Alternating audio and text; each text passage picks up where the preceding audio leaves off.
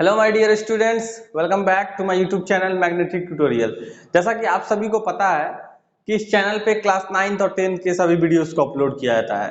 तो ये आपको दिख रहा होगा, ये क्लास 9th का the fundamental unit of life chapter है, जो कि पार्ट 2 हम लोग एनसीईआरटी से कवर करने वाले हैं। इसके पहले पार्ट 1 का वीडियो अपलोड कर दिया गया है। जल्दी से जल्दी आप लोग जाके वीडियो को देखिए, अगर नहीं देखे हैं तो, या फिर अगर देख चुके हैं तो इस वीडियो को आप लोग देख सकते हैं। ठीक है, तो फिर अब हम लोग आगे चैप्टर को बढ़ाते हैं। और अगर लेक्चर का अगर कोई टॉपिक चाहिए तो लेक्चर के वीडियोस भी अपलोड किए जा रहे हैं, वहां से आप जाके लेक्चर को भी कंप्लीट कर सकते हैं। तो हम लोग एनसीईआरटी को पहले फॉलो करते हैं, तो फिर ऐसे ही पार्ट बाय पार्ट एनसीईआरटी के भी और भी वीडियोस को अपलोड किए जाएंगे। Regular video up to date आप लोग को सभी वीडियो मिल जाएगा। तो हम लोग यहाँ से सेकेंड पार्ट स्टार्ट करते हैं, जो कि प्लाज्मा मेम्ब्रेन हम लोग को पढ़ना था। इसके पहले वाले पार्ट में हम लोगों ने यहाँ तक देख लिया था। ठीक है, तो आप लोग फर्स्ट पार्ट कंप्लीट करके फिर यहाँ से प्लाज्मा मेम्ब्रेन से हम लोग स्टार्ट करते हैं। तो ये रहा प्लाज्मा मेम्ब्रेन। तो स्टूडेंट यहाँ से देखेंगे ध्यान से प्लाज्मा मेम्ब्रेन के बारे में। ठीक है, इसके बाद सेल वॉल के बारे में भी हम लोग पढ़ेंगे। तो लिखा हुआ है प्लाज्मा मेम्ब्रेन और सेल मेम्ब्रेन, या फिर इसको प्लाज्मा लेमा भी बोलते हैं, प्लाज्मा लेमा। अब ये वर्ड कहां से आया, ये भी साइंटिस्ट लोग नहीं दिया हुआ है, जो भी बायोलॉजिस्ट थे उन लोगों ने नहीं दिया हुआ है। Plasma membrane, cell membrane, plasmalemma, मैंने इस चीज को भी लेक्चर में बताया हुआ है, आप लोग वहां पे भी जाके वीडियो को देख सकते हैं। लिखा हुआ student, this is the outermost covering of the cell that separates the content of the cell from its external environment. क्या लिखा हुआ है, आउटर मोस्ट कवरिंग होगा। ठीक है, कौन, plasma membrane of the cell, cell का outermost covering that separates, वो सेपरेट करता है the contents of the cell from the external environment। मतलब अंदर के जो भी उसमें contents होंगे, मतलब जो भी सेल ऑर्गेनेल्स बोल सकते हैं। ठीक है, मान लेते हैं ये सेल है, ठीक, और ये सेल वॉल हो गया। प्लांट की अगर बात करें तो उसके अंदर सेल मेम्ब्रेन हो गया, बट यहाँ पे सेल मेम्ब्रेन का आउटर कवरिंग लिया गया है। तो यहाँ पे हम लोग क्या बात करेंगे, एनिमल का बात करेंगे। ठीक है, तो मान लीजिए एनिमल सेल, तो बाहर वाला प्लांट सेल में जो सेल वाल होता है वो तो नहीं होगा इसमें, ये एनिमल सेल। तो आउटर कवरिंग क्या हो जाएगा स्टूडेंट, यहाँ पे सेल मेम्ब्रेन या फिर प्लाज्मा मेम्ब्रेन। तो अंदर जो भी यहाँ पे कंटेंट होंगे, मतलब जो भी माइटोकॉन्ड्रिया, एंडोप्लाज्मिक रेटिकुलम वगैरह सब कुछ, तो ये सभी जो कंटेंट होंगे ये क्या होंगे, बाहर के इन्वायरमेंट से सेपरेट होंगे। किसके द्वारा, ये प्लाज्मा लेमा मतलब सेल मेम्ब्रेन या फिर प्लाज्मा मेम्ब्रेन के द्वारा। वहीं ये 3 पॉइंट लिखा, 3 लाइन में लिखा हुआ है। फिर लिखा है द प्लाज्मा मेम्ब्रेन अलाउज और permits the entry and exit of some materials in and out of the cell.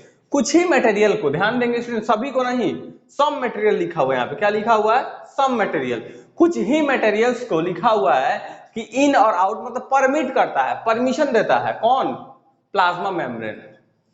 ठीक है, it also prevents movement of some other materials, ये प्रिवेंट भी करता है मूवमेंट ऑफ कुछ अदर मटेरियल्स को भी, जो मटेरियल्स मान लेते हैं कि इस ऑर्गेनेल्स में होंगे या फिर बाहर के इन्वायरमेंट से आना चाहेंगे। ठीक है, तो वैसे मटेरियल्स को ये प्रिवेंट करता है, मतलब रोकता है, कौन, प्लाज्मा मेम्ब्रेन। 3 पॉइंट देख चुके। चौथा पॉइंट लिखा हुआ है सेल मेम्ब्रेन, और you can say as plasma membrane therefore is called a selectively permeable membrane। बहुत ही अच्छा पॉइंट लिखा हुआ स्टूडेंट, ये देखेंगे ध्यान से। सेलेक्टिवली का मतलब सेलेक्ट करना, परमिएबिलिटी का मतलब या फिर परमिएबल का मतलब परमिशन देना, और ये मेम्ब्रेन तो सबको पता है, मतलब ऐसा मेम्ब्रेन जो सेलेक्ट करता है, परमिशन देता है। बात समझ में आ रही है, परमिशन कब देगा, सेलेक्ट करने के बाद, मतलब किसको इन होना है किसको आउट होना है, देखो यहाँ पे लिखा हुआ है। इसी चीज को हम लोग बोलेंगे क्या, सेलेक्टिवली परमिएबल मेम्ब्रेन, यही हुआ। ठीक है, फिर हम लोग आगे बढ़ते हैं। लिखा हुआ है how does the movement of substances take place into the cell and how do substances move out of the cell. यहाँ पे 2 पॉइंट लिखा है, हम लोग समझेंगे। ये चीज लेक्चर में मैंने बता दिया है। ठीक है, मैं यहाँ पे बीच में इसलिए नहीं आ रहा हूं क्योंकि डिस्टरबेंस होगा, इसलिए साइड से मैं यहाँ से बता रहा हूँ। जब उस तरफ बताना होगा तो मैं फिर बीच में यहाँ पे आ जाऊंगा। तो लिखा हुआ है how does the movement of substances take place into the cell, कैसे कोई भी सबस्टांस का मूवमेंट सेल में आता है या फिर सेल के बाहर भी जाता है, ये भी बोल सकते हैं। How do substances move out, वही दोनों चीज इनटू और आउट, मतलब एक बार आना एक बार जाना। ये दोनों चीज अगर आप लेक्चर देखे हुए हैं तो इस दोनों का आप आंसर तुरंत दे सकते हैं। ठीक है, जो स्टूडेंट लेक्चर नहीं देखे हैं लेक्चर जाके देखे, या फिर यहाँ पे भी समझ सकते हैं। तो इसको थोड़ा हम लोग ऊपर करते हैं, फिर देखेंगे यहां से क्या लिखा हुआ है।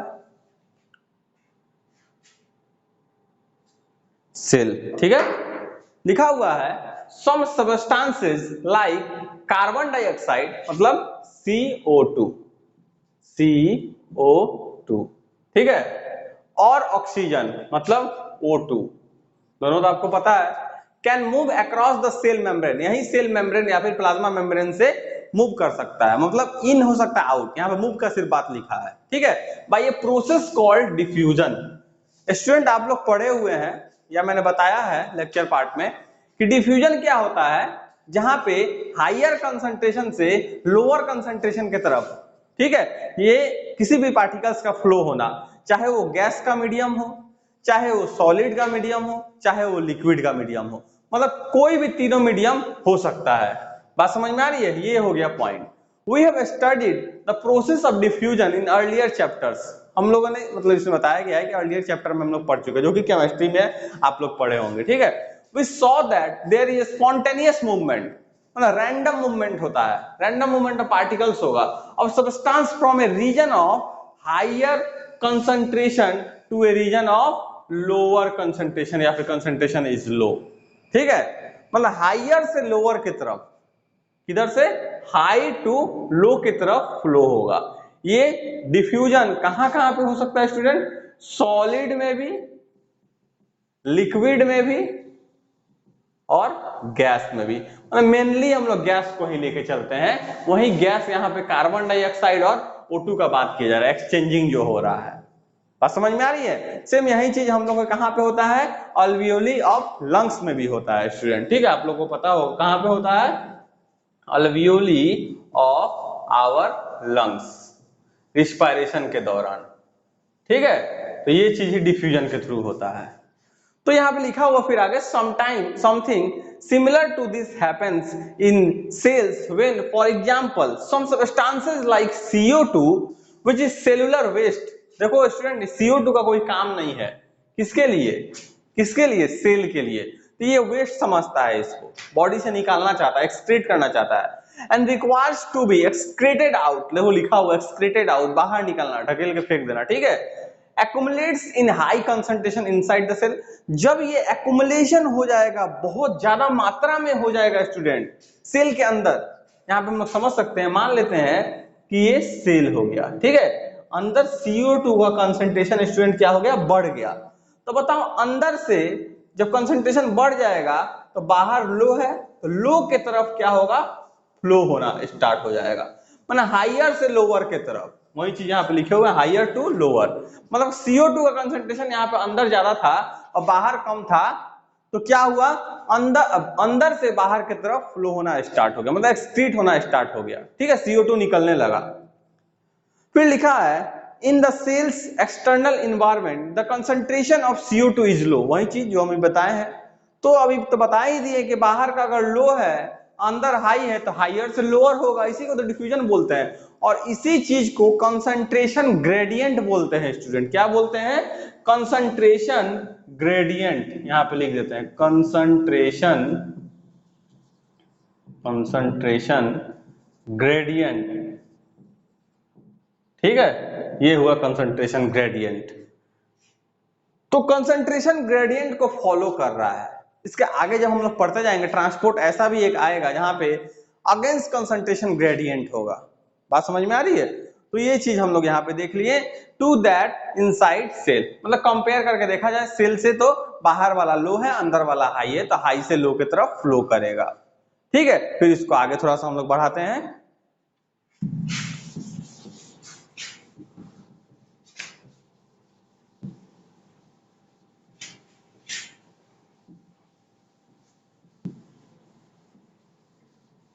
तो फिर स्टूडेंट यहां पे देखेंगे ध्यान से, तो लिखा हुआ है as soon as there is a differences of concentration of CO2 inside and outside the cell, CO2 moves out of the cell, out of the cell मतलब सेल से बाहर आएगा। क्यों भाई? क्योंकि सेल के अंदर कंसंट्रेशन बढ़ गया है। बात समझ में आ रही है? From a region of higher concentration to a region of lower concentration. इतना क्लियर हो रहा है सबको? फिर लिखा हुआ आगे concentration outside the cell by the process of diffusion. यही डिफ्यूजन जो कंसंट्रेशन ग्रेडियंट को फॉलो करता है, उसी चीज के बारे में जहां पे हायर टू लोअर फ्लो होता है। ठीक है। Similarly O2 enters the cell. अब CO2 O2 का एक्सचेंजिंग हो रहा है, जैसे CO2 गया तो O2 आ जाएगा। क्यों भाई? क्योंकि O2 बाहर बहुत ज्यादा मात्रा में है। तो CO2 जब अंदर से बाहर गया, बाहर जैसे जैसे जा रहा है तो यहाँ पे क्या हो रहा है, अंदर CO2 कम हो रहा है।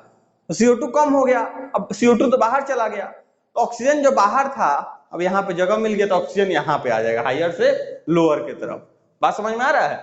Similarly O2 enters the cell by the process of diffusion when the level of concentration of O2 inside the cell decreases। बोल रहा है जब O2 का कंसंट्रेशन सेल के अंदर घटने लगे तो बाहर वाला क्या होगा, बढ़ेगा, तो बाहर से फ्लो अंदर की तरफ करेगा। तो ये हुआ यहाँ पे। ठीक है, inside the cell decreases. Thus diffusion plays an important role in gaseous exchange. Student ये चीज ध्यान में रखिएगा, गैस का एक्सचेंज में डिफ्यूजन का बहुत बड़ा रोल है। ठीक है, between the cells as well as cell and its external environment. मतलब सेल सेल के बीच में, सेल सेल के बीच में भी इंट्रासेलुलर बोल सकते हैं, या फिर सेल के बाहर से या फिर सेल के अंदर से, मतलब बाहर के इन्वायरमेंट से भी हो सकता है और सेल से। कैसे? मान लो स्टूडेंट यहाँ पे दो सेल है, तो सेल सेल के बीच में भी हो सकता है, सेल सेल के बीच में। और मान लो ये बॉडी यहाँ पे खत्म, और मान लेते हैं ये बॉडी है कोई भी, ठीक है, ऑर्गेनिज्म का, तो ये इन्वायरमेंट हो गया बाहर, इन्वायरमेंट बोल सकते हैं इसको। ठीक है, तो बाहर के इन्वायरमेंट से भी एक्सचेंज होगा, बाहर के इन्वायरमेंट से भी एक्सचेंज होगा ये सेल का, और ये किसके थ्रू होगा? सेमी परमेबल मेम्ब्रेन, जो कि प्लाज्मा मेम्ब्रेन। बात समझ में आ रही है? तो ये यहाँ पे हम डिफरेंस बता दिए आपको कि सेल सेल के बीच में इंट्रासेलुलर भी होगा, एक्सटर्नल इन्वायरमेंट से भी क्या करेगा, यहाँ पे लेन देन होगा इसका। ठीक है, कोई भी मटेरियल का। तो ये हो गया यहाँ पे between the cell as well as the cell as its external environment. फिर लिखा है स्टूडेंट आगे, हम लोग देखते हैं, इसको थोड़ा इरेज कर देते हैं। तो फिर यहां से देखते हैं हम लोग आगे, फिर लिखा हुआ है, यहां तक हम लोग देख चुके हैं। ठीक है, तो water also obeys the law of diffusion. Water भी क्या करता है? लॉ ऑफ डिफ्यूजन को ओबे करता है, मतलब फॉलो करता है। ठीक है, the movement of water molecules through such A selectively permeable membrane is called osmosis. क्या बोलते हैं स्टूडेंट इसको? फिर से एक बार पढ़ देते हैं। The movement of water molecules, liquid के मीडियम में, वहां पे गैस लिक्विड सॉलिड सब पढ़ रहे थे, सबका मीडियम था। ठीक है, मेनली गैस, यहाँ पे लिक्विड अगर सिर्फ वाटर के मीडियम में बोला जाए, water molecules through a such A selectively permeable membrane is called osmosis. दिख रहा है आप लोग को? Osmosis. The movement of water across the plasma membrane is also affected by the amount of substance dissolved in water। क्या लिखा हुआ है? जो भी मूवमेंट होगा किस चीज का? वाटर का, across the plasma membrane, plasma membrane से, ठीक है, या फिर वो आना हुआ या फिर वो जाना हुआ, is also affected by the amount of substance dissolve in water. मतलब वाटर में किसी भी सबस्टांस का कितना कॉन्सेंट्रेशन है, ये इस चीज को अफेक्ट करेगा कि वो वाटर में आएगा, मतलब बाहर से अंदर आएगा कि अंदर से बाहर जाएगा। बात समझ में आ रही है? फिर देखो, the osmosis is the passage of water from a region of higher concentration through a semi permeable membrane to a region of lower concentration। Same वही चीज लिखा हुआ है यहाँ भी। बात समझ में आ रहा है? तो हायर से लोअर होगा, ये चीज अफेक्ट करेगा कौन सी चीज से? Substance dissolve in water. मतलब वाटर में कौन सा सबस्टांस डिसॉल्व हुआ है। जैसे मान लेते हैं स्टूडेंट कि कोई बीकर ले लिए, ठीक है, बीकर में वाटर है, अब उस वाटर में शुगर का मात्रा हम लोग मिलाते जा रहे हैं, मिलाते, शुगर का कंसंट्रेशन या फिर सॉल्ट का कंसंट्रेशन वहां पे क्या हो रहा है? बढ़ रहा है, बढ़ रहा है, बढ़ रहा है। ठीक है, तो वहां पे केस कुछ अलग हो जाएगा। दो अगर बीकर ले लेते हैं, दोनों में सेल सैप रख देते हैं, मान लेते हैं कोई सेल रख दिए, कुछ भी रख दिए, ठीक है, अब हम लोग कंसंट्रेशन मिला रहे हैं, एक में मानते हैं मिला रहे हैं बी वाले केस में, तो CO2 का मान लेते हैं वहां पे कोई भी शुगर का कंसंट्रेशन बढ़ा रहे हैं, तो जब कंसंट्रेशन सॉल्यूट का बढ़ना स्टार्ट हो जाएगा बाहर की तरफ, तो अंदर तो वहां पे नहीं है, अंदर की तरफ तो वाटर नहीं है जो सेल में होगा, बात समझ में आ रही है, तो बाहर से मूव करेगा अंदर की तरफ, मतलब हायर से लोअर की तरफ कंसंट्रेशन ग्रेडियंट को फॉलो करेगा। तो वही चीज यहाँ पे लिखा हुआ है कि कोई भी चीज अगर वाटर में डिजोल्व करते हैं वो चीज अफेक्ट करेगा। फिर अगर हम लोग आगे देखें यहाँ पे, what will happen if we put an animal cell, देखो वही बात आ गया यहाँ पे, अब हम लोग ध्यान से पूरा समझेंगे इसी पॉइंट को, जो ये पॉइंट जो लिखा हुआ है सबस्टांस डिजोल्व इन वाटर, ये कोई भी सब्सटेंस जो अमाउंट होगा उसको वो अफेक्ट करेगा मूवमेंट ऑफ वाटर को। तो कैसे करेगा इसी चीज को हम लोग यहाँ पे समझते हैं। ऐसे ये मैंने लेक्चर में भी पूरा अच्छे से बताया हुआ है, बट यहाँ पे एनसीईआरटी का ये मेन टॉपिक है, तो यहाँ भी हम लोग ध्यान से पूरा वैसे ही समझेंगे जैसा लेक्चर में हम लोग समझेंगे, ठीक है। तो हम लोग ध्यान से यहाँ पे पढ़ते हैं। फर्स्ट लिखा हुआ 1 नंबर से हम लोग देखते हैं, if the medium surrounded the cell has a higher water concentration than the cell. बात समझेंगे स्टूडेंट, यहाँ पे ऐसा कुछ है स्ट्रक्चर, ये हो गया ए, ठीक है, ये मान लेते हैं वाटर, यहाँ पे रख देते हैं सेल। कौन सा सेल लिया गया है? एनिमल सेल या फिर प्लांट सेल भी ले सकते हैं। तो फिर बोल रहा है यहाँ पे क्या, if the medium surrounded by the cell has a higher concentration than the cell, मतलब जो सेल के बाहर ये जो मीडियम है, ठीक है, वाटर का, इसमें भी वाटर है, सेल में भी वाटर है, और बाहर भी यहाँ पे वाटर है। तो जो बाहर वाला जो वाटर है स्टूडेंट, बाहर वाला ये वाटर क्या है? ज्यादा है, मतलब H2O, ये ज्यादा है। और जो सेल में है वाटर, ये क्या है स्टूडेंट? कम है। ये कम का साइन हुआ, ये ज्यादा का। बात समझ में आ रही है? ये सेल है हम लोग का, सेल, ठीक है। फिर हम लोग आगे देखते हैं क्या लिखा हुआ है, such a solution is called hypotonic solution. ऐसे सॉल्यूशन को हम लोग हाइपोटोनिक सॉल्यूशन बोलते हैं, ऐसा जो सॉल्यूशन बना हुआ। फिर आगे क्या लिखा हुआ है, water molecules are free to pass across the cell membrane in both direction, but more water will come into the cell than will leave। क्या लिखा हुआ है? नेट मूवमेंट यहाँ पता करना है। वाटर मॉलिक्यूल्स फ्री है, रैंडमली मूव करेंगे, स्पॉन्टेनियसली मूवमेंट होगा, to pass across the cell membrane in both direction, दोनों डायरेक्शन में, मतलब यहाँ पे आएगा भी अंदर, इसमें से बाहर वाले मीडियम सेल में, और सेल से बाहर भी जाएगा, ऐसे अंदर आ रहा है और ऐसे फिर बाहर भी जा रहा है, दोनों केस हो रहा है, ठीक है। फिर लिखा हुआ है बट मोर वाटर, ज्यादा water will come into the cell. ज्यादा वाटर कहां आएगा? सेल में आएगा स्टूडेंट। क्यों? क्योंकि हायर कंसंट्रेशन ऑफ वाटर किधर है? बाहर के तरफ है, तो बाहर से अंदर आएगा, मतलब सेल में आएगा। बात समझ में आ गया? The net overall resultant is that water enters the cell is likely to swell up, या फिर इनफ्लैट भी बोल सकते हैं, इनफ्लैट, ठीक है, इसको इनफ्लैट भी हम लोग बोल सकते हैं, या फिर ऐसे चीज को हम लोग यहाँ पे क्या बोलेंगे? टर्जर, टर्जर बोलेंगे, टर्जर सेल बोल सकते हैं, ठीक है, टर्जर सेल से। तो रिजल्टेंट हम लोग को पता करना था, रिजल्टेंट पता चल गया। क्यों? आएगा भी जाएगा भी, तो ज्यादा नेट मूवमेंट किधर की तरफ होगा? अंदर के तरफ। तो जब सेल में जब वाटर आ रहा है तो सेल क्या होगा? फूलता ही ना जाएगा, तो स्वेल ही करेगा। वही चीज यहाँ पे लिखा हुआ है। बात समझ में आ रही है? तो ये हम लोग पढ़ लिए। सेकेंड यहाँ पे देखेंगे, if the medium has exactly the same water concentration, मतलब सेम है मीडियम में एज द सेल, मतलब अगर यहाँ पे हम बनाते हैं बी नंबर में, तो ये हम लोग का सेल हो गया, मतलब यहाँ पे जितना वाटर है बाहर भी उतना ही है, मतलब दोनों बराबर है आपस में। क्या है स्टूडेंट? दोनों बराबर है। यहाँ पे क्या था? बाहर ज्यादा अंदर कम, तो फ्लो हम लोग देख लिए। यहाँ दोनों बराबर है तो क्या होगा? इजीली एकदम आप लोग बता सकते हैं, there will be no net movement, movement तो होगा, there will be movement from both side as like hypotonic solution, but the net movement is equal, या फिर बोल सकते हैं नो नेट मूवमेंट। बात समझ में आ रही है? No net movement of water across the cell membrane, such a solution is known as isotonic. Iso का मतलब ये होता है सेम या फिर इक्वल, ठीक है। तो ये हम लोग यहां तक देख लिए। अब फिर आगे हम लोग बढ़ते हैं, थोड़ा इरेज कर दे, फिर हम लोग आगे बढ़ते हैं।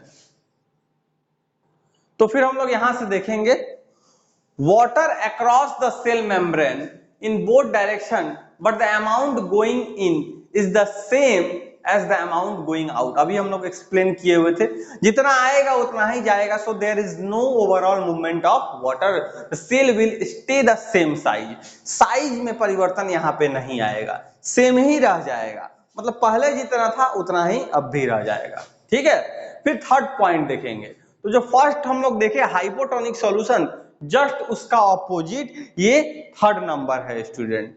ठीक है, तो पहला वाला में टर्जिड सेल हो रहा था, यहाँ पे फ्लैसिड हो जाएगा। बात समझ में आ रही है? तो हम लोग देखते हैं यहाँ पे क्या लिखा हुआ है, ध्यान से आप लोग देखेंगे। If the medium has a lower concentration of water than the cell, क्या लिखा हुआ है, मान लेते हैं यहाँ पे छोटा सा फिगर हम ड्रॉ कर देते हैं, ऐसा, ये हो गया सेल, ठीक है, और बाहर यहाँ पे वाटर है ये सब। तो क्या लिखा हुआ है, if the medium has the lower concentration, बाहर कंसंट्रेशन क्या है वाटर का, कम है, और सेल में वाटर का कंसंट्रेशन क्या है स्टूडेंट, ज्यादा है। तो फ्लो किधर करेगा, कंसंट्रेशन ग्रेडियंट को फॉलो करेगा, तो मतलब हाइयर से लोअर की तरफ जाएगा। तो हाइयर कौन है, ये सेल वाला, तो सेल से कहां जाएगा, मीडियम में जाएगा बाहर, जिसमें सेल सैप को रखे हुए, सेल को रखे हुए हैं। तो मतलब वाटर क्या होगा, बाहर आएगा, किससे, सेल से। तो जब बाहर वाटर आने लगेगा तो एक समय ऐसा होगा कि पूरा वाटर बाहर आ सकता है, या फिर कम होगा तो पहले से सेल का जो साइज होगा वो क्या होगा, कम होगा, होगा कि नहीं। इसी को बोलते हैं बायोलॉजिकली यहाँ पे वर्ड में श्रिंक कर जाना। तो स्टूडेंट यहाँ पे लिखा हुआ है, meaning that it is very concentrated solution, the cell will be lose water. वो सॉल्यूशन कंसंट्रेशन है, सॉल्यूशन जो है वो कंसंट्रेटेड है, वाटर का बात नहीं किया, सॉल्यूशन का बात किया जा रहा है। ये आप लोग नहीं समझिए कि सर यहाँ पे आप बोले हैं कि लो कंसंट्रेशन, तो फिर वेरी कंसंट्रेशन का क्यों बोल रहे हैं। तो वेरी कंसंट्रेशन सॉल्यूशन को बोल रहा है, नॉट सॉल्यूट या फिर सॉल्वेंट को। बात समझ में आ रही है। The cell will lose water by osmosis, तो ऑस्मोसिस तो तीनों केस में होगा। तो यहाँ पे एक चीज और, जैसा कि फर्स्ट सेकेंड पार्ट में हो रहा था, तो थर्ड में भी वही होगा। The movement will be from both side, ठीक है, मतलब बाहर से आएगा भी और अंदर से बाहर भी जाएगा, तो ये हो गया। लेकिन नेट मूवमेंट किधर होगा स्टूडेंट, अंदर से बाहर, मतलब सेल से सेल के जो मीडियम है वहां पे जाएगा, तो सेल श्रिंक कर जाएगा। Cell will lose water by osmosis, such a solution is known as hypertonic solution. Hypertonic, hyper का मतलब गुस्सा हो जाना, जब गुस्सा होता है तो गुस्सा बाहर निकालते हैं, तो वही चीज यहाँ पे सेल वाटर को बाहर निकालेगा। बात समझ में आ गया, इतना से इजीली क्लियर हो जाएगा। Again water crosses the cell membrane in both direction, फिर वही चीज लिखा हुआ है कि बोथ डायरेक्शन में क्या होगा, फ्लो होगा वाटर का, but this time more water leaves the cell, cell को छोड़ के जाएगा। चलो अब हम तुमको छोड़ के जा रहे हैं, therefore the cell will shrink, अब सेल क्या होगा, गुस्सा होके रूठ जाएगा। तो रूठ जाना मतलब गाल पचका लेना, तो गाल पचकाना मतलब यहाँ पे सेल पचक जाएगा। बात समझ में आ रही है। जब कोई किसी को छोड़ के जाता है तो वो रूठ ही जाता है, तो वही सेल का यहाँ पे हाल हो गया। ठीक है, वाटर इसको छोड़ के क्या बोला कि हम जा रहे हैं, तो श्रिंक कर जाएगा। फिर स्टूडेंट हम लोग आगे देखते हैं, यहां से थोड़ा इरेज कर लेते हैं। तो इतना हम लोग स्टूडेंट समझ लिए। अब हम लोग यहाँ पे देखेंगे, लिखा हुआ है दस osmosis is a special case of diffusion, मतलब ऑस्मोसिस क्या है, स्पेशल केस है डिफ्यूजन का। बात समझ में आ रहा है, as a part of diffusion बोल सकते हैं ऑस्मोसिस को, through a selectively permeable membrane that is cell membrane here. Now let us try out following activity. अब देखो स्टूडेंट, ये तो हम लोग समझ लिए 3 पॉइंट, अब हम लोग एक्टिविटी करके यहाँ पे हम लोग देखेंगे, जो एक्टिविटी लेक्चर में भी मैंने बता दिया है। तो एक्टिविटी करके हम देखते हैं कि क्या यहाँ पे होता है। ठीक है, तो इजी सा एक एक्टिविटी है जिसको हम लोग यहाँ पे देखेंगे। तो एक्टिविटी 5.3 आप लोग एनसीईआरटी में देखेंगे स्टूडेंट, ध्यान से। लिखा हुआ है osmosis with an egg, egg के साथ ऑस्मोसिस करना, किसके साथ, एग के साथ। ठीक है, अब एग के साथ ऑस्मोसिस करने का पता चला कि एग ही पहले खा लिए, तो हम लोग को क्या करना है, पहला step, remove the cell of the egg, बाहर का जो कवरिंग होता है हार्ड वाला, जिसको CaCO3 का कवरिंग बोलते हैं। देखो लिखा हुआ है कैल्शियम कार्बोनेट, CaCO3 का। ठीक है, चौक में भी कैल्शियम कार्बोनेट पाया जाता है। तो चौक को एक समझ के नहीं खा लेना है। Remove the cell of an egg by dissolving it in dilute hydrochloric acid. किसमें? Hydrochloric acid. कैसा होना चाहिए? Diluted, not concentrated. डाइल्यूटेड मतलब वाटर का मात्रा ज्यादा होगा। आप लोग केमिस्ट्री तो ज्यादा जानते होंगे। The cell is mostly calcium carbonate जो कि CaCO3 है। A thin outer skin now encloses the egg. अब मतलब इनक्लोज मतलब जो बाहर वाला हिस्सा गया, अब क्या स्मूथ वाला पार्ट अंदर वाला जो बच गया, जो बॉइल्ड एग में हम लोग देखते हैं, ठीक है। Put the egg in pure water and observe after 5 minute. Pure water में रखना है, मतलब सिंपल पानी में। वहां पे ना कोई सॉल्ट है, ना ही शुगर है, ना ही कोई सॉल्यूशन बना हुआ है, ठीक है। What do we observe? The egg swell because water passes into it by osmosis. क्यों? कैसे? तो देखेंगे यहाँ पे स्टूडेंट ध्यान से। ये हो गया हम लोग का, मान लेते हैं यहाँ पे एग को रख दिए, ठीक है। एक नहीं 2 रख देते हैं, चलो। अब क्या होगा? बाहर तो इधर वाटर ज्यादा है, वाटर है कि नहीं सब में? इसमें वाटर है लेकिन इसमें बहुत कम मात्रा में है कि नहीं? ऐसे हम लोग के बॉडी में भी वाटर है, लेकिन हम लोग से बॉडी से बाहर वाटर ज्यादा है सराउंडिंग में, है कि नहीं? तो वही चीज यहाँ पे भी है। वाटर के मीडियम में रखे तो बाहर वाटर ज्यादा है, इसमें वाटर क्या है? कम है। तो बाहर से अंदर की तरफ आना स्टार्ट करेगा, क्योंकि बाहर ज्यादा है। वाटर का फ्लो किधर होगा? अंदर की तरफ, मतलब एग में होगा कि नहीं? ये बहुत स्लो होगा, बहुत धीरे होगा। बात समझ में आ रही है? पैसिव प्रोसेस है ऑस्मोसिस और डिफ्यूजन। यहाँ पे एनर्जी का रिक्वायरमेंट नहीं होता और ये स्लो प्रोसेस है। No requirement of energy and this process is slow. Bulk transport भी हम लोग पढ़ते हैं, एक्टिव ट्रांसपोर्ट भी पढ़ते हैं, वो सभी पढ़ेंगे हम लोग।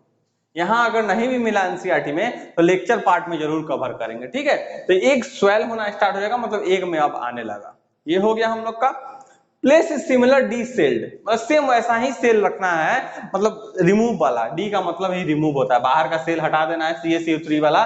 कैसे? वही डाइल्यूट हाइड्रोक्लोरिक एसिड मिला के, ठीक है। इन ए कंसंट्रेटेड सॉल्ट सॉल्यूशन। अब जो सॉल्यूशन आएगा, अब जिसमें रखेंगे वो होगा सॉल्ट का सॉल्यूशन स्टूडेंट। फिर 2 एग रख दिए, लेकिन इस बार सॉल्ट है, इसमें सॉल्ट का सॉल्यूशन बढ़ा हुआ है, सॉल्ट डाल रहे हैं हम लोग। बात समझ में आ रहा है? तो जब सॉल्ट इसमें डाल देंगे, सॉल्ट का कंसंट्रेशन जब बढ़ जाएगा तो वाटर का कंसंट्रेशन घटा देगा, क्योंकि हम लोग कल पढ़े हुए हैं, आप लोग देखे होंगे लेक्चर में, कि इनवर्सली प्रोपोर्शनल होता है सॉल्यूट का कंसंट्रेशन सॉल्वेंट के कंसंट्रेशन से। सॉल्यूट का कंसंट्रेशन बढ़ा तो सॉल्वेंट का कंसंट्रेशन घट जाएगा। तो सॉल्ट यहाँ पे भी डाला जा रहा है, सॉल्ट मतलब NaCl, जो कॉमन सॉल्ट जो घर में यूज करते हैं। आप लोग को पता है फॉर्मूला, ठीक है। तो ये हो गया। तो जब इसमें सॉल्ट मिलाने लगे तो क्या हुआ स्टूडेंट? वाटर का कंसंट्रेशन अब घटने लगा बाहर। तो अंदर वाटर कंसंट्रेशन क्या हो गया? अंदर ज्यादा हो गया, बाहर घटने लगा। तो अंदर से अब बाहर आएगा water, higher to lower. Water का बात किया जा रहा है, सॉल्ट शुगर का मतलब नहीं है यहाँ पे। सॉल्ट और शुगर कंसंट्रेशन को ऊपर नीचे करने के लिए मिलाया जाता है। बात समझ में आ रहा है? तो अंदर से जब बाहर आने लगा तो वही चीज जो यहाँ पे हाइपोटोनिक जो सॉल्यूशन पढ़ रहे थे, वही केस यहाँ पे हो रहा है। तो क्या होगा? एग श्रिंक करेगा, श्रिंक, फ्लैसिड स्ट्रक्चर बनाने लगेगा, फ्लैसिड हो जाएगा। तो देखो लिखा हुआ था एग श्रिंक, लिखा है कि नहीं? यहाँ पे एग स्वेल लिखा हुआ है, देख रहे हैं आप लोग। वाई, ऐसा क्यों? तो अभी हम लोग समझ लिए हैं। तो वही चीज यहाँ पे 3 पॉइंट में लिखा है, water passes out the egg solution into the salt solution because the salt solution is more concentrated. अब आप लोग बोलेंगे सर सॉल्ट सॉल्यूशन ज्यादा कंसंट्रेटेड है, अंदर सॉल्यूशन यानी कि लो कंसंट्रेटेड है, तो लो से हाई क्यों हो रहा है? तो फिर एक चीज यहाँ पे रिमाइंड करेंगे, ध्यान से समझेंगे आप लोग। ये सॉल्ट का बात किया जा रहा है स्टूडेंट, सॉल्ट का, salt, this is solute. Solute का कंसंट्रेशन बोला जा रहा है। हम लोग को देखना है यहाँ पे पूरा ओवरऑल कंसंट्रेशन। तो जो सॉल्यूट का जब कंसंट्रेशन मिला रहे हैं तो यहाँ पे वाटर का कंसंट्रेशन क्या हो रहा है? क्या हो रहा है? घट रहा है। सॉल्यूट जब बढ़ रहा है तो वाटर घटेगा कि नहीं? उसका हम लोग को कंपेयर करना है, वाटर के मीडियम में ना फ्लो हो रहा है यहाँ पे। तो हायर टू लोअर जो देखेंगे वाटर के मीडियम को देखेंगे, ना कि सॉल्ट को। यहाँ पे सॉल्ट बोला जा रहा है, salt solution is more concentrated, मतलब यहाँ पे वाटर का कंसंट्रेशन क्या होगा? लेस होगा। बात समझ में आ रही है आपको? तो ये चीज यहाँ पे, ये चीज मैंने लेक्चर में भी अच्छे से समझाया हुआ है, सेम चीज। तो फिर हम लोग आगे देखेंगे, we can also try a similar activity with dried raisin, मतलब किशमिश। और एप्रिकॉट बोलते हैं खुबानी को, ठीक है। तो आप लोग इसका भी एक्सपेरिमेंट कर सकते हैं, तो घर में भी कर सकते हैं कि किशमिश लिए और ऐसे ही बीकर में पानी लिया और डाल दिए, एक बीकर और लिए, उसमें क्या किए स्टूडेंट, उसमें थोड़ा सॉल्ट मिला दिए या फिर कुछ भी, देख सकते हैं आप लोग एक्टिविटी यहाँ पे दिया हुआ है, तो एक्टिविटी को आप लोग देख के भी समझ सकते हैं। तो एक्टिविटी देख के आप लोग इसका आंसर कमेंट में बताएंगे। ये एक्टिविटी आप लोगों के ऊपर छोड़ा जा रहा है 5.4, क्योंकि सेम एक्टिविटी वैसा ही है। इसमें दो चीज दिया हो, दो पार्ट ए और बी, दोनों का आपको नाम बताना है, ठीक है। ऐसे मैं नाम बता देता हूं इसका, इंडो ऑस्मोसिस और एक्सो ऑस्मोसिस। आप लोगों को गेस करना है कौन इंडो ऑस्मोसिस है और कौन एक्सो ऑस्मोसिस है। इंडो ऑस्मोसिस और एक्सो ऑस्मोसिस। अब ए वाला इंडो है कि बी वाला है कि कौन सा है, ये आप लोग पढ़ के समझेंगे। तो इसके पहले यहाँ पे हम लोग देख ले, इस ए और बी वाले में यहाँ पे क्या हो रहा है, एक स्वेल हो रहा है, एक फूल रहा है, मतलब पानी अंदर आ रहा है इसमें, तो ये हो गया इंडो ऑस्मोसिस, ठीक है, ए नंबर। अब बी नंबर हो गया ये एक्सो, क्योंकि बाहर जा रहा है, एक्स आउट, और इंड मतलब आना, ई एन से लिखा हुआ इंडो। तब इससे आप लोग समझ गए होंगे। अब ये दोनों का आंसर आप ही लोग को कमेंट में बताना है। ए वाला क्या लिखा हुआ है, etch gains water and swell when the placed in pure water, when placed in the concentrated solution it loses water and shrink। अब बताना है ए वाला होगा इंडोऑस्मोसिस की एक्सोऑस्मोसिस की, बी वाला होगा क्या होगा, ये आप लोग कमेंट में जरूर बताएंगे। तो स्टूडेंट फिर हम लोग आगे बढ़ते हैं। अब फिर लिखा हुआ है कुछ पॉइंट देखेंगे यहाँ पे, क्या लिखा हुआ है, unicellular fresh water organism and most plant cell tends to gain water through osmosis। जो भी यूनिसेलुलर मतलब सिंगल सेल वाले जो भी फ्रेश वाटर में रहने वाले जो ऑर्गेनिज्म होंगे, या फिर मेनली जो भी प्लांट सेल्स होते हैं, वो वाटर को गेन करते हैं, प्राप्त करते हैं, कहां से, किस प्रोसेस से, ऑस्मोसिस के प्रोसेस से। स्टूडेंट बात समझ में आ रही है, ऑस्मोसिस के प्रोसेस से, मतलब रूट के थ्रू एब्जॉर्ब करते हैं जो प्लांट्स होंगे। Absorption of water by plants root is an also an example of osmosis. ध्यान देंगे यहाँ पे। Thus diffusion is important in exchange of gases and water। फिर डिफ्यूजन पे आ गए, यहाँ तक ऑस्मोसिस पढ़े जो कि वाटर के मीडियम में हो रहा था, अब डिफ्यूजन का जो कि गैस के मीडियम में बताया जाएगा। इंपॉर्टेंट इन गैसेज एक्सचेंज, देखो लिखा हुआ है, and water in the life of a cell. क्यों वाटर लिखा है, क्योंकि डिफ्यूजन सॉलिड लिक्विड गैस तीनों के मीडियम में होता है, ऑस्मोसिस की बात आती है तो सिर्फ लिक्विड मीडियम वाटर, ठीक है। In addition to this the cell also obtains nutrition from its environment. Cell कहां से न्यूट्रिशन लेता है, बाहर के इन्वायरमेंट से, एक्सटर्नल इन्वायरमेंट से।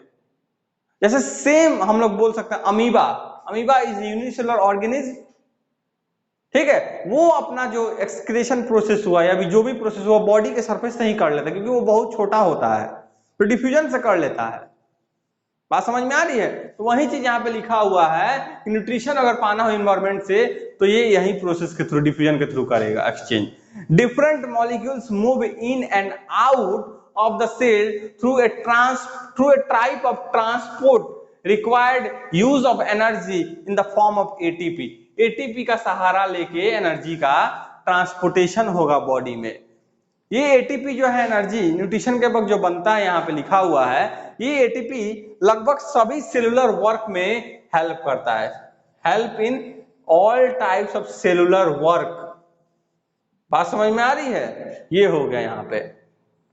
आगे लिखा हुआ the plasma membrane is flexible, flexible होता है, and is made up of organic molecules. और ये किस चीज का बना हुआ होता है स्टूडेंट, ऑर्गेनिक मॉलिक्यूल्स का, ठीक है। फिर आगे लिखा हुआ है कॉल्ड लिपिड्स एंड प्रोटीन। ये लिपिड और प्रोटीन का मेनली बना हुआ होता है। तो प्रोटीन होता है अमीनो एसिड का बना हुआ, ठीक है। यहाँ पे आप लोग देखेंगे प्रोटीन जो होता है ये अमीनो एसिड से बनता है, मेक फ्रॉम अमीनो एसिड। बहुत सारा अमीनो एसिड का चेन बनेगा, ऐसे 1 2 3 4 करके बहुत सारा जब बन जाएगा उसको प्रोटीन बोलेंगे। और लिपिड तो एक तरह का फैट है, क्या है, फैट्स बोल सकते हैं। तो ये हो गया, फ्लेक्सिबल होता है, ये हम लोग देख लिए। और एक चीज यहाँ पे स्टूडेंट ध्यान देंगे आप लोग, ये लिविंग होता है प्लाज्मा मेम्ब्रेन, यहाँ पे लिखा हुआ नहीं है कहीं, ये कैसा होता है, लिविंग होता है प्लाज्मा मेम्ब्रेन, ठीक है, लिविंग, इसको भी ध्यान में रखिएगा, living and flexible. However, we can observe the structure of plasma membrane only through an electron microscope. Electron microscope के थ्रू ही हम लोग प्लाज्मा मेम्ब्रेन को देख सकते हैं, ठीक है, ये हो गया हम लोग का। फिर उसके बाद हम लोग आगे देखेंगे, लिखा हुआ है the flexibility of cell membrane also enables the cell to engulf the food। अगर फ्लेक्सिबल नहीं होता तो बाहर से कोई फूड अंदर नहीं आ पाता, आता, अगर रिजिड होता तो नहीं आता। बात समझ में आ रहा है? तो इनगल्फ करने के लिए फूड इजिली वे से ये हेल्पफुल करता है, क्योंकि ये फ्लेक्सिबल है, लचीला टाइप का है। Other materials from its external environment, बाहर के एनवायरनमेंट से। Such process is known as endocytosis, जो कि कहां पे देखा जाता है स्टूडेंट, देखो यहाँ पे लिखा हुआ अमीबा में, ठीक है, अमीबा में देखा जाता है। Acquires its food through such process, यही प्रोसेस के थ्रू अमीबा फूड को क्या करता है, बॉडी में प्राप्त करता है, कोई फूड या फिर कोई भी मटेरियल को। इंडोसाइटोसिस, ठीक है, और एक्सोसाइटोसिस में क्या हो जाएगा, बॉडी से बाहर करना, मतलब एक्सक्रीट करना। तो इंडो और एक्सोसाइटोसिस दो यहाँ पे चीज हम लोग देख सकते हैं, वहीं जैसे इंडोस्मोसिस एक्सोस्मोसिस देखे थे, वही चीज यहाँ भी है, ठीक है। तो अमीबा में ये हो गया इंडोसाइटोसिस। एक फैगोसाइटोसिस भी होता है, जहाँ पे फैगोजोम वेसाइकल क्रिएट होता है, वो हम लोग के WBC में होता है, ठीक है, WBC सोल्जर ऑफ सेल बोलते हैं। ये फाइट करता है, बाहर से कोई भी फॉरेन पार्टिकल्स आते हैं तो उसको इनगल्फ कर लेता है, तो वहां पे फैगोसाइटोसिस बोलेंगे इनगल्फिंग को। यहाँ पे फूड के बारे में बोला जा रहा है, इसलिए इंडोसाइटोसिस सिंपली लिखा हुआ है, ठीक है। आगे हम लोग सब कुछ पढ़ेंगे, पिनोसाइटोसिस भी है, फैगोसाइटोसिस भी है, पिनोजोम का फॉर्मेशन वेसाइकल पढ़ेंगे, तो वो सब लेक्चर में हम लोग देखेंगे। यहाँ पे तो एनसीईआरटी हम लोग सिंपली देख रहे हैं, तो एनसीईआरटी को ही मैं एक्सप्लेन करके यहाँ पे लाइन बाय लाइन बता रहा हूँ, ठीक है। तो फिर हम लोग आगे बढ़ते हैं। फिर आगे स्टूडेंट देखेंगे यहाँ पे एक्टिविटी 5.5 में लिखा हुआ है, find out about electron microscope from resource in the school library. ये तो स्कूल में जब आप लोग आएंगे तब बताया जाएगा। ऐसे माइक्रोस्कोप के बारे में मैंने पूरा फर्स्ट स्लाइड में ही जो था, फर्स्ट लेक्चर, इसी चैप्टर का लेक्चर वाले पार्ट में आप लोग जाके देख सकते हैं, प्लेलिस्ट में अवेलेबल है, ठीक है, डिस्क्रिप्शन में उसका लिंक दिया हुआ है। तो वहां पे पूरा माइक्रोस्कोप के बारे में मैंने बताया हुआ है, तो वहां से आप लोग जाके फाइंड आउट कर सकते हैं।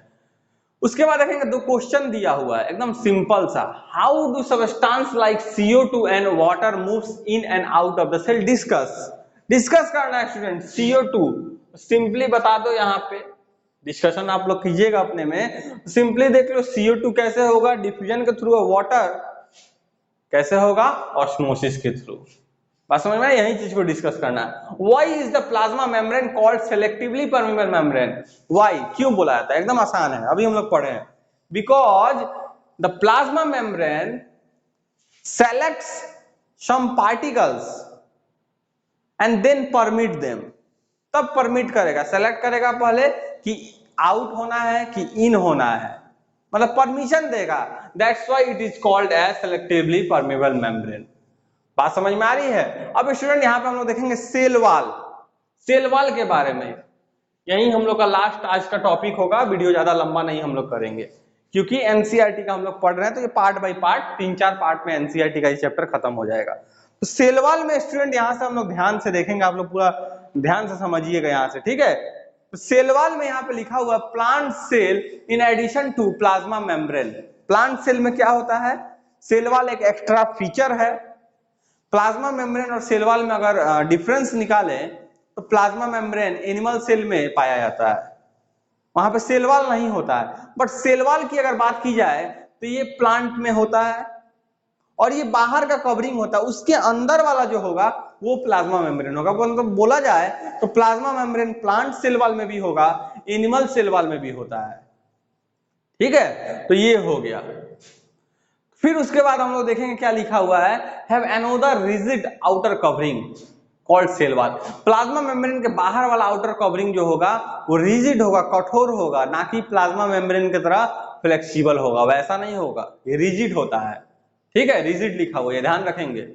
The cell wall lies outside the plasma membrane. The plant cell wall is mainly composed of cellulose. Cellulose से बना हुआ होता था मेनली। ऐसे हम लोग बोल सकते हैं पेक्टिन से भी बना हुआ होता है, हेमीसेलुलोज से भी, ठीक है। हेमी जैसे वहां पे हम लोग लिपिड प्रोटीन देखे थे, कहां पे, प्लाज्मा मेम्ब्रेन में, तो यहाँ पे हम लोग पेक्टिन, हेमीसेलुलोज और सेलुलोज मेन चीज हो गया। लेकिन बहुत सारा यहाँ पे चीज है, ठीक है। जैसे कि नाग और नाम से भी बनता है। प्रोकैरियोट में सेलवाल अगर देखें हम लोग, प्रोकैरियोट की बात की जाए अगर, प्रोकैरियोट में सेलवाल अगर देखें, सेलवाल तो नाग और नाम का बना हुआ होता है, NAM। अब समझ में आ रहा है नाग और नाम क्या है।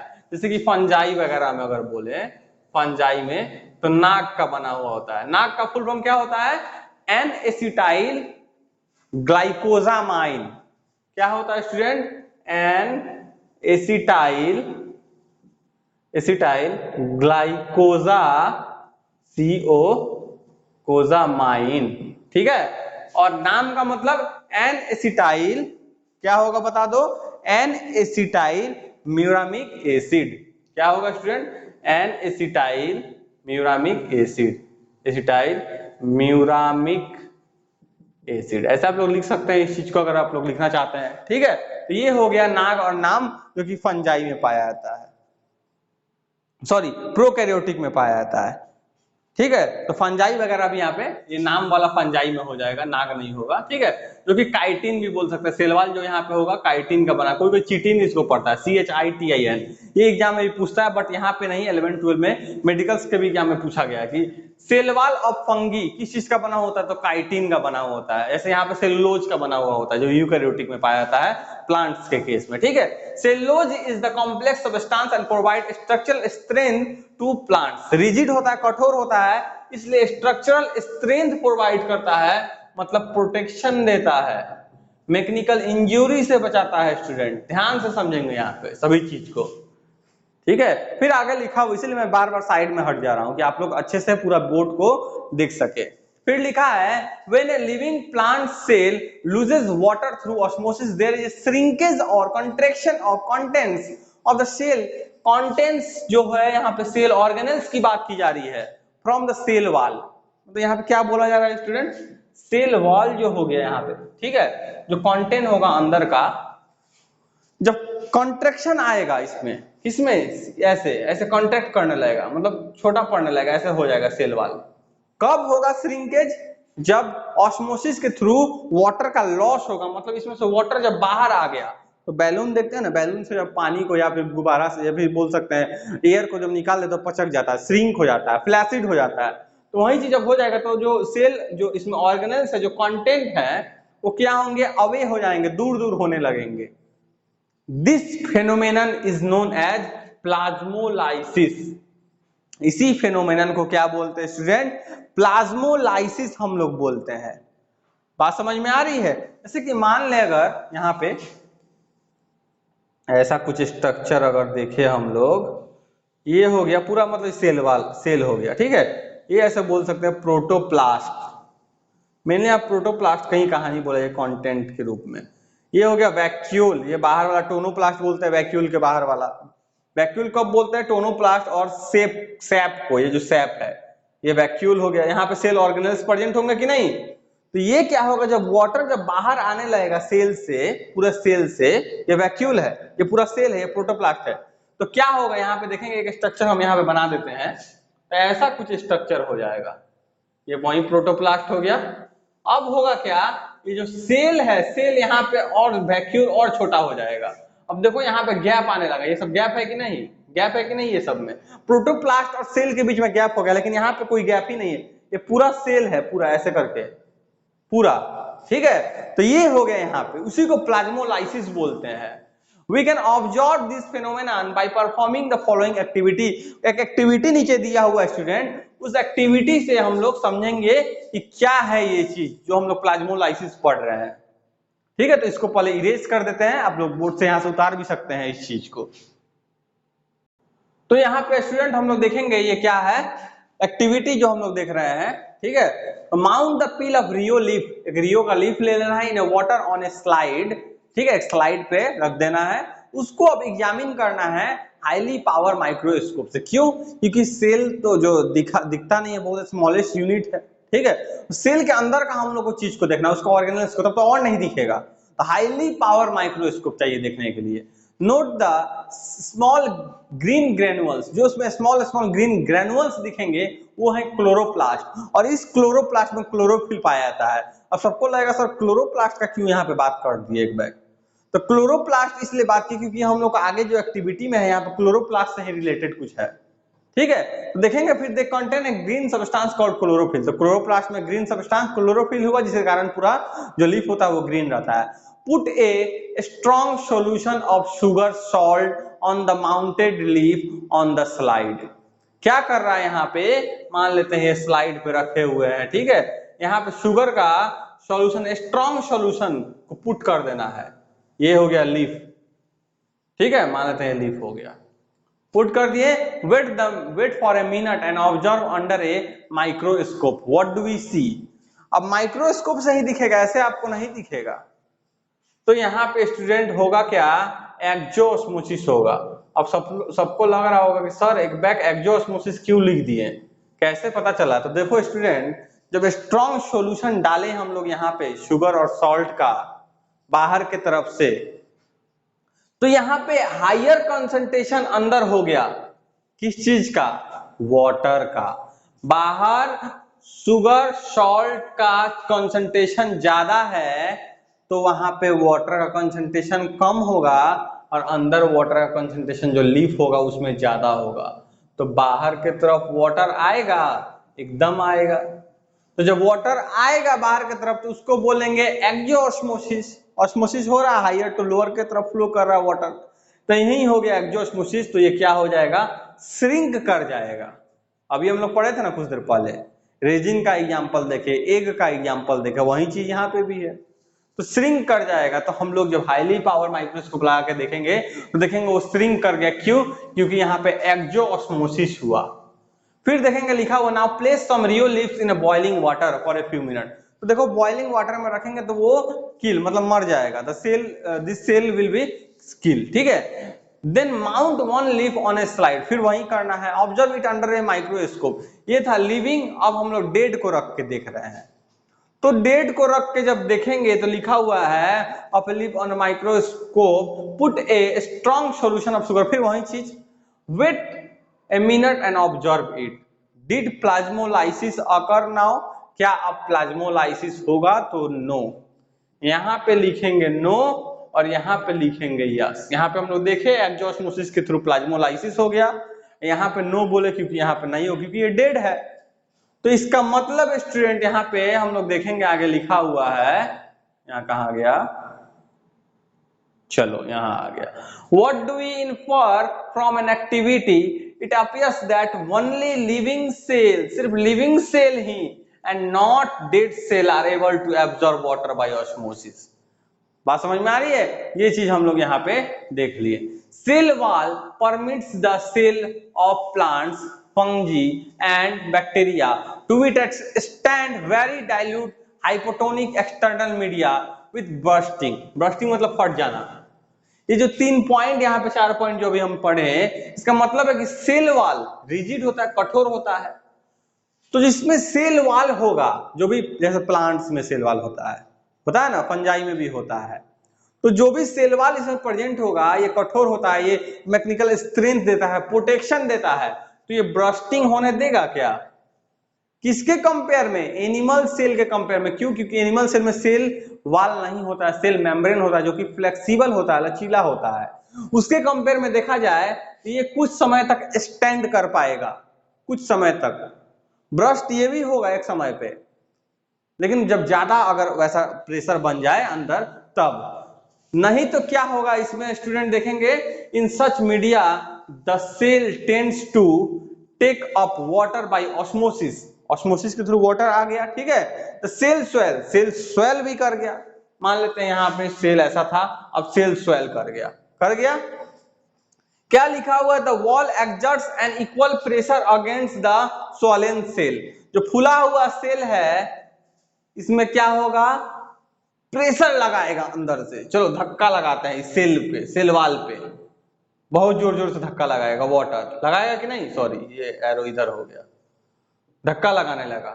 फिर आगे लिखा हुआ एक और चीज, the wall exerts an equal pressure, अब वॉल भी धक्का लगाएगा इसको, चलो तुम भी पीछे चलो, मतलब एक इधर से धक्का लग रहा है, एक इधर से धक्का लग रहा है, दोनों तरफ से, मतलब सेल वॉल लगा रहा है, सेल वॉल की तरफ लगा रहा है वाटर, और सेल वॉल भी लगा रहा है, मतलब टर्जर प्रेशर यहाँ पे क्रिएट हो रहा है। टर्जर प्रेशर किसको बोलते हैं? वॉल के द्वारा प्रेशर लगना यहाँ पे, ठीक है, सेल वॉल जो बना हुआ है, जो स्वॉलन सेल है उसके द्वारा। The wall exerts an equal pressure against the swollen cell because of their walls. Such cells can withstand much greater changes in the surrounding medium than animal cell. मतलब animal cell के compare में with stand, मतलब ज्यादा देर तक कौन रह पाएगा? तो प्लांट सेल, क्योंकि प्लांट सेल के पास सेल वॉल है और एनिमल सेल के पास सिर्फ सेल मेम्ब्रेन है, और इसके पास सेल वॉल भी है, सेल मेम्ब्रेन, मतलब एक एक्स्ट्रा चीज दिया हुआ है जो कि सच में प्रोटेक्शन और मैकेनिकल इंजुरी बोल सकते हैं, स्ट्रेंथ में हेल्प करता है। तो विथ स्टैंड भी ज्यादा देर करेगा एनिमल सेल के कंपेयर में। इसके आगे हम लोग टॉपिक है हम लोग का स्टूडेंट कौन सा? न्यूक्लियस। तो न्यूक्लियस तो हम लोग आज पढ़ेंगे नहीं, न्यूक्लियस पढ़ेंगे नेक्स्ट क्लास में। तो आप लोग को अगर वीडियो अगर अच्छा लगे तो वीडियो को क्या करना है? शेयर करना है, ताकि दूसरे स्टूडेंट तक पहुंच सके, उन लोगों को भी बेनिफिट हो सके, ठीक है। और चैनल को सब्सक्राइब करना है ताकि आप लोगों को लेटेस्ट अपडेट ऐसा ही मिलता रहे, क्योंकि पर डे वीडियो को अपलोड किया जाता है मेरे चैनल पे। तो एनसीईआरटी के वीडियो हो या फिर वो लेक्चर के हो, सभी सब्जेक्ट से वीडियो लाइन बाय लाइन, अभी बायोलॉजी चल रहा है, फिर इसके बाद केमिस्ट्री, फिर फिजिक्स, ऐसे ही करके सभी चीज को कवर हम लोग करेंगे, ठीक है। तो ये हम लोग का टॉपिक जो पार्ट 2 था, ये पार्ट 2 था fundamental unit of life chapter का, क्लास 9 का, ये खत्म हुआ। अब हम लोग पार्ट 3 आगे बढ़ाएंगे, ठीक है। तो स्टूडेंट थैंक यू, अब हम लोग फिर नेक्स्ट क्लास में मिलते हैं, थैंक यू।